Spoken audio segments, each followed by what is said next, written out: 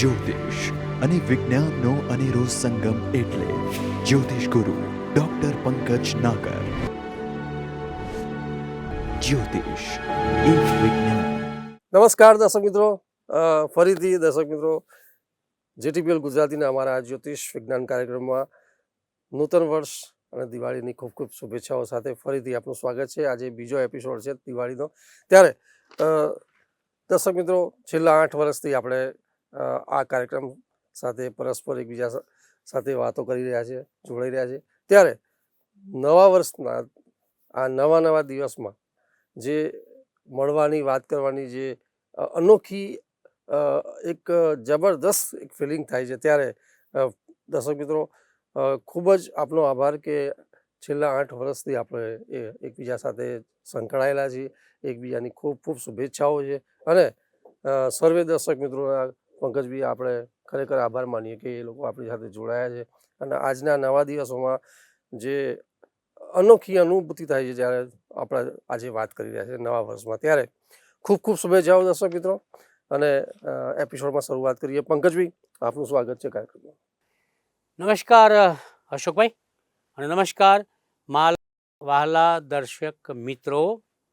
હર હંમેશની જેમ, સદાયની જેમ જ્યોતિષ એક વિજ્ઞાન શોના માધ્યમ દ્વારા જીટીપીએલ જેવી માતબર પ્રતિષ્ઠિત સંસ્થાના માધ્યમથી હું ગ્લોબલ એસ્ટ્રોગુરુ ડૉક્ટર પંકજ નાગર વિક્રમ સંવત 2082ની શુભકામનાઓ, આશીર્વાદ, અભિનંદન અને 33 કરોડ દેવતાઓ મને નિહાળનારા મારા વાલા દર્શક મિત્રોનું સર્વરૂપે કલ્યાણ કરે. અત્ર સ્તવત્ર એટલે જે અહીંયા હાજર છે એનું પણ કલ્યાણ થાય, એવી એક માનસિકતા, શુભત્વ, પ્રેમ, દયા અને ભાલ સાથે વિક્રમ સંવત 2082ની બાકી રહી ગયેલી વાતો જ્યોતિષ એક વિજ્ઞાન શોની સફરે તમને સૌને સાથે લઈને અશોકભાઈ નામના એન્જિન અને સાથે સાથે લીલી ઝંડી જો બતાવે તો ગાડી આગળ ચાલે એવા મારા કેમેરામેન મિત્રોની, લાઇટમેનની સહાયથી આગળ વધીએ. બિલકુલ પંકજભાઈ, ફરીથી દર્શક મિત્રોને નવા વર્ષની ખૂબ ખૂબ શુભેચ્છાઓ. અને ગત એપિસોડમાં દર્શક મિત્રો આપણે વાત કરી હતી કે નૂતન વર્ષની જે શરૂઆત છે 22/10/2025ના રોજ એના મંડાણ થઈ ગયા છે. અને જ્યારે કુંડળીમાં ગ્રહોની એક વ્યવસ્થા થઈ છે, જે કુંડળી બની છે, એના આધારે આપણે જે દેશની આર્થિક સ્થિતિ હોય કે મહત્ત્વના મુખ્ય જે મુદ્દાઓ અને ઢાંચાની વાત કરી રહ્યા છે, ત્યારે પંકજભાઈ આજે આખા વર્ષમાં જે બાબતો આપણે સંકળાયેલી છે કુંડળીના આધારે એની આપણે થોડી વાતો કરીશું હજી. કે મુખ્ય બાબતોમાં જે સૌથી અગત્યની અને મહત્ત્વની બાબત છે એવું રાજકારણ. તો પંકજભાઈ, સંવત વર્ષ 2082માં રાજકારણને લઈને જો વાત કરીએ તો એ ખૂબ જ ઇન્ટરેસ્ટિંગ બાબત છે અને દર્શક મિત્રોનો પણ ક્યાંક રસ છે, કારણ કે એ બહુ મોટી બાબત છે. તો રાજકારણમાં 2082 સંવત વર્ષમાં આપ શું જોઈ રહ્યા છો? અશોકભાઈ અને દર્શક મિત્રો, સૌથી પહેલી વાત તો છે કે રાજકારણ માટે આપણે જો વિચારીએ તો રાજકારણનું વહન કરનારા, શાસક પક્ષમાં બિરાજનારા એટલે ધારાસભ્ય હોય, મેમ્બર ઓફ પાર્લામેન્ટ હોય, એના વડા કોણ? તો વડાપ્રધાન. વડાપ્રધાન એટલે કોણ? ગુરુ. ગુરુ એટલે કોણ? કુંડળીમાં વડો, સૌથી મોટો, વિસ્તૃત વસ્તુને વિસ્તૃત કરનારો. 10મા સ્થાનની અંદર કે જે ખરેખર કેન્દ્ર સ્થાન છે અને સમગ્ર કુંડળીનું સંચાલન 10મા સ્થાનથી થાય છે. કારણ કે સૂર્ય ત્યાં આવે ત્યારે એ વધુ દિગ્બળી બને છે, બળવાન બને છે. આ 10મા સ્થાનમાં તુલા લગ્નમાં કર્કનો ગુરુ, ઉચ્ચનો ગુરુ મસ્ત રીતે બેઠો છે. એટલે દેશનો વડો જે હોય, તો આપણા વડા કોણ છે? વડાપ્રધાન. વડાપ્રધાન કોણ છે? નરેન્દ્ર મોદીજી. એમનું કુશળ સંચાલન, વહીવટ, બુદ્ધિ ક્ષમતા, સૂક્ષ્મ બુદ્ધિ, વહીવટી કુશાગ્રતા અને એમનો જે પ્રભાવ છે એ ખૂબ જ આગળ વધશે, માન સન્માન મળશે અને જય હો નરેન્દ્રભાઈ એવી એક વ્યવસ્થાનું ગ્રહો સૂચન કરે છે. વાત કરીએ ભાજપની.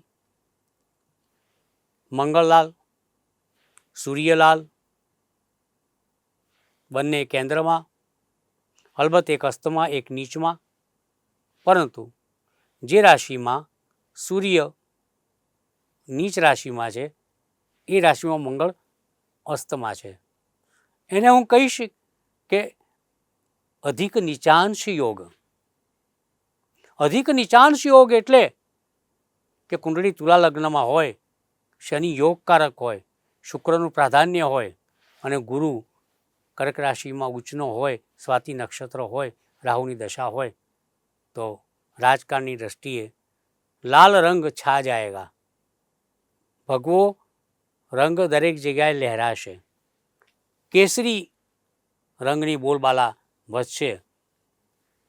બહુ જ ચોક્કસપણે કહું છું, ભાજપ, નરેન્દ્ર મોદી, એમના સાથીદારો ચોક્કસપણે વિક્રમ સંવત 2082માં આગળ વધશે, વધશે, વધશે અને દેશનું નામ, રાજકારણનું સ્થાન ખૂબ જ ઉજાગર કરશે અને દેશને પ્રગતિ તરફ લઈ જશે. એમાં લેશ માત્ર શંકા નથી, એવું મારું અંગતપણે માનવું છે. પંકજભાઈ, એ પછી જે આપણા દર્શક મિત્રોની જે ખાસ ઇન્ટરેસ્ટ છે અને સંવત વર્ષ 2082માં જે ક્યાંક એ લોકોની નજર પણ છે અને આપણા તરફ એમની એક ખાસ એ મીટ માળી બેઠા છે કે ડૉક્ટર પંકજ વિનાગર સંવત વર્ષ 2082માં શેરબજારની જો વાત કરીએ તો શેરબજારમાં ગ્રહોને આ કુંડલી જોતા શેરબજાર કેવું રહેશે? તો પહેલાં તો આપણે બાયફિકેશન કરીએ, કારણ કે શેર બજાર એને લહેર બજાર બનાવવું હોય એ પણ ગ્રહોના હાથમાં છે. એને કહેર બજાર, કહેર વર્તાય, એ પણ ગ્રહોના હાથમાં છે. અને એને ઝેર બજાર બનાવવું એ પણ ગ્રહોના હાથમાં છે. હવે ગ્રહોની સ્થિતિ ક્યાંક ક્યાંક બદલાય છે. લાઈક સંવત 2082માં શરૂઆતમાં ગુરુ કર્ક રાશિમાં હશે, પણ 5 ડિસેમ્બરે પાછું મિથુન રાશિમાં જશે, પાછું 1 જૂને કર્ક રાશિમાં જશે. બિલકુલ રાઈટ. અલબત્ત રાહુ બદલાવાનું નથી, શનિ બદલાવાનું નથી. હા, શનિ માર્ગી વકરી થશે. બીજા ઘણા ગ્રહો બદલાશે. બુધ, શુક્ર, સૂર્ય, ચંદ્ર, નાના ગ્રહો. દશાઓ બદલાય, કાપીની દશા, સાપીની દશા, યોગીની દશા, ઘણું બધું બદલાય. પણ શેર બજાર માટે મિત્રો સૌથી અગત્યની વાત કરું તો 3 ગ્રહો બહુ મોટો રોલ કરે. એક તો કુબેર ભંડારી ગ્રહ ગુરુ, બીજો વ્યવસાયિક ગ્રહ બુદ્ધિ સાથે સંકળાયેલો બુધ, ત્રીજો સટ્ટાનો કારક રાહુ. અહીં જુઓ તમે પરિસ્થિતિનું નિર્માણ કેવું થયું છે કે સટ્ટાનો ગ્રહ રાહુ સટ્ટાના સ્થાનમાં જ છે, 5મા સ્થાનમાં, કુંભ રાશિમાં, શનિની રાશિમાં. તો બીજી બાજુ શેરબજારના કારણે દેશનું અર્થતંત્ર ઊંચું લાવવા માટે ગુરુ તૈયાર છે. ગુરુ 10મા સ્થાનમાં ઊંચનો છે, શનિ દબાય છે ગુરુથી, જે અર્થતંત્રને અસ્તવ્યસ્ત કરી શકે, શેર બજારના ગાભા કાઢી નાખે એ ગ્રહ શનિ છઠ્ઠા સ્થાનની અંદર ગુરુની રાશિમાં ગુરુથી દબાય છે. પણ આ બધું ક્યાં સુધી? તો મિત્રો, હું એક એવી વાત કરીશ કે જેનાથી તમને લાભ થાય. વાત નંબર 1, 22 ઓક્ટોબરથી 5 ડિસેમ્બર વચ્ચે શેર બજાર સારું. વળી પાછું 5 ડિસેમ્બરથી 1/6/2026 સુધી શેર બજાર સંવત 2082માં ખરાબ. વળી પાછું 1/6/2026થી બાકીના મહિનાઓ જે સંવતના રહે છે એમાં સારું. ક્યાં સારું ક્યાં ખરાબ? ધ્યાનથી ભાઈ આ પ્રોગ્રામ જોવો પડશે. અને 18 ઓક્ટોબર પણ સંવત શરૂ થશે 22 ઓક્ટોબરે. તો 22 ઓક્ટોબરે જે 18 ઓક્ટોબરે ગુરુ કર્ક રાશિમાં પ્રવેશ કરવાનો ને એ 22 ઓક્ટોબરે હશે, લગભગ 47 દિવસ. હમણાં જ આપણે કર્કના ગુરુની વાત કરી. બિલકુલ. તો આ ગુરુ ધમાલ કરશે, કમાલ કરશે અને બબાલ કરનારા ગ્રહો દબાશે. ગુરુ એક્સપાન્શન એની સાથે સંકળાયેલો ગ્રહ છે. ગુરુ ઉચ્ચનો છે, 10મા સ્થાનમાં છે. શનિ દબાય છે. રાહુ 5મા સ્થાનમાં છે. સટ્ટો રમાશે, સટ્ટો ખેલાશે, સટ્ટા રમનારા માણસો હટ્ટા કટ્ટા થશે, એમાં લેશ માત્ર શંકા નથી. બિલકુલ. હવે જુઓ તમે, તુલા લગ્ન છે, કેન્દ્રમાં કઈ રાશિઓ આવી? 1, 4, 7, 10. 1 એટલે મેષ, 4 એટલે કર્ક, 7 એટલે તુલા અને 10 એટલે મકર. આલ્ફાબેટ નોંધી લેજો મિત્રો. પહેલાં ગુજરાતીમાં બોલું છું. અલઈ, ડહ, રત, ખજ,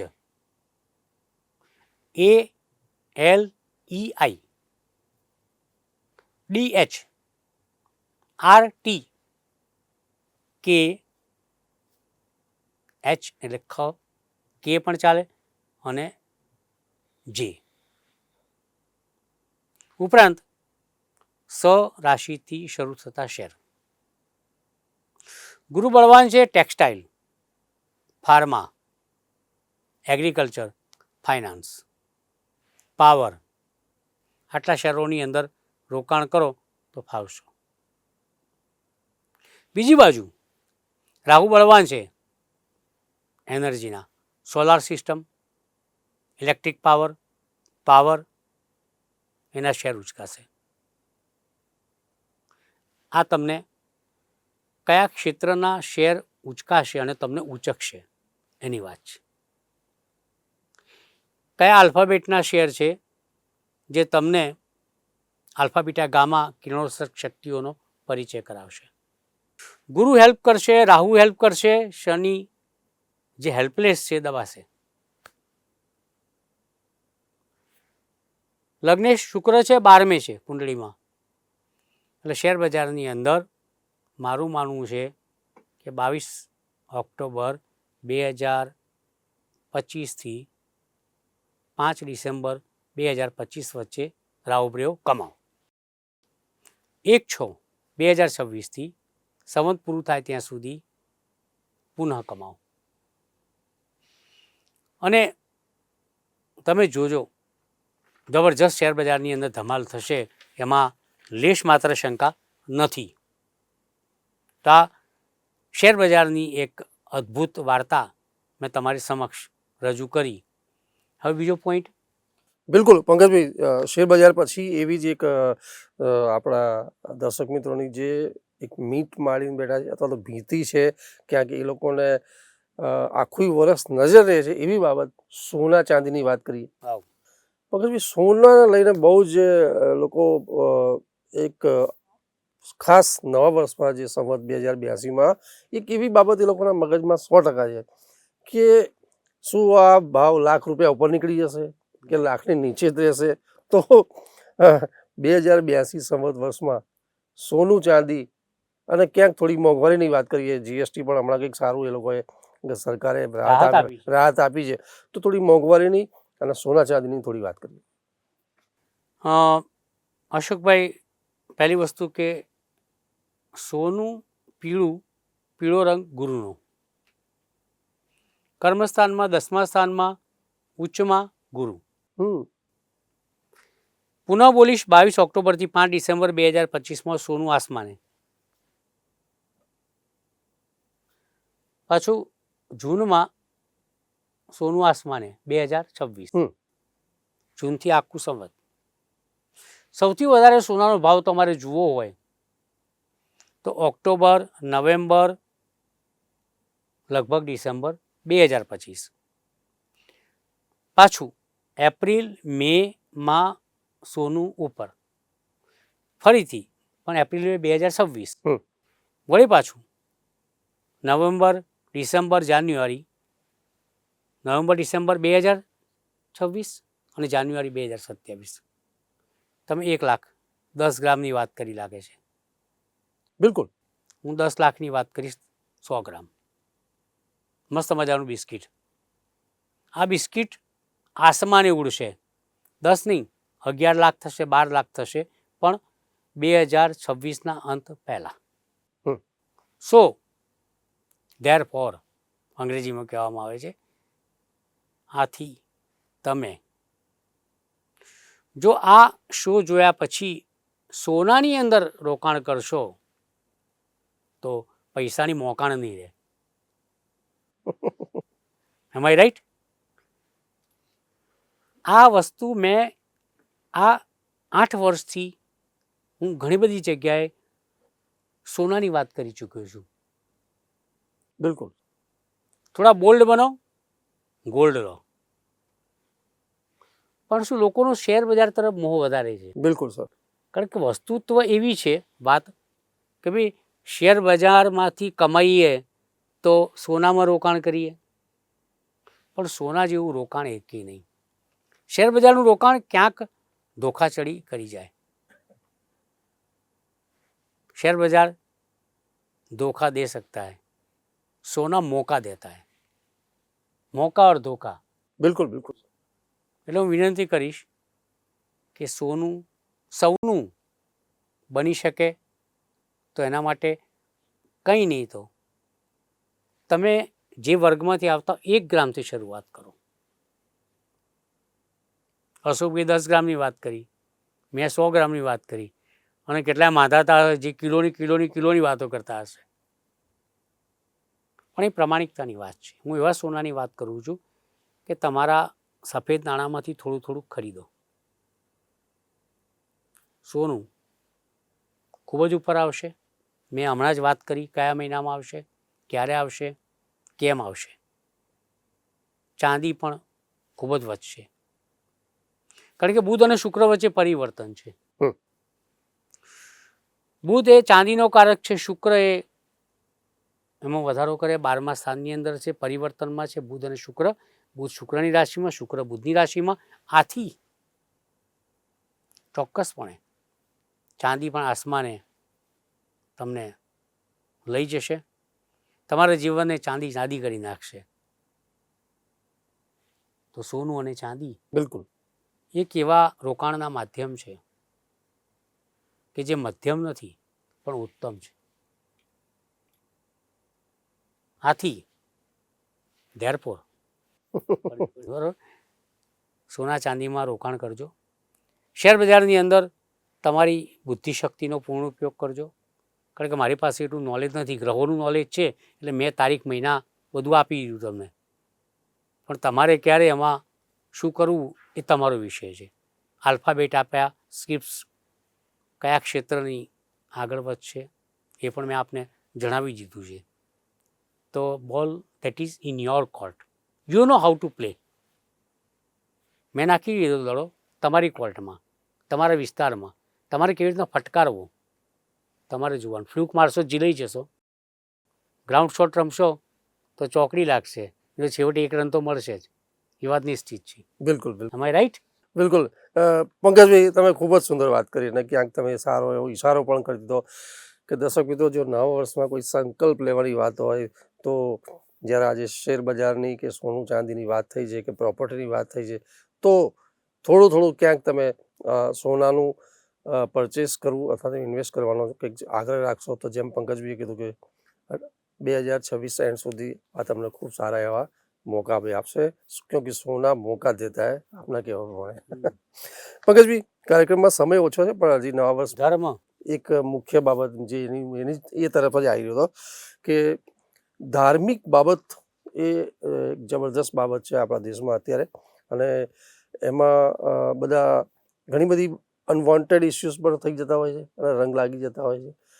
તો ધાર્મિક બાબતે આખી દેશ છે એ એની પર નિર્ભર છે, ત્યારે સંવત વર્ષ 2082માં ધાર્મિક દ્રષ્ટિએ કેવું રહેશે?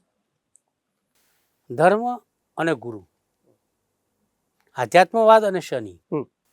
શનિ ગુરુની રાશિમાં, ગુરુ ચંદ્રની રાશિમાં, ગુરુ ઉચ્ચનો શનિને 9મી દ્રષ્ટિથી જુએ છે.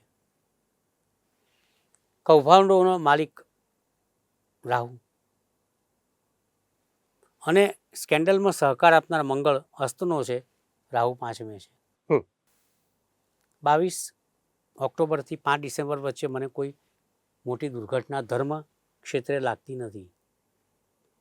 પણ હું શું જોઈ રહ્યો છું કે રાહુના નક્ષત્રમાં નૂતન વર્ષની શરૂઆત છે, તુલા લગ્ન છે, શુક્રનું છે, 12મે શુક્ર છે.